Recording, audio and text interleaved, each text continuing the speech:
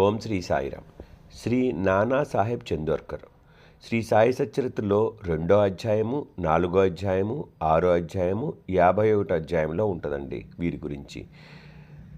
వీరు నానాసాహెబ్ చందోర్కర్ గారు 1892లో బాబా ఆజ్ఞపై మొదటిసారిగా షిరిడీ వచ్చి బాబాను దర్శించుకున్నారు. 1900 సంవత్సరంలో నానా దత్తాత్రేయుణ్ణి అగౌరవపరిచినందుకు కోపించారు. అంటే దత్తాత్రేయ కోపర్గాంలో ఉన్న దత్తాత్రేయ దర్శనం చేసుకోకుండా స్వయంగా షిరిడి వస్తారండి, వెంటనే చూడాలి బాబాని. అందుకు బాబా గారు కోపిస్తారు.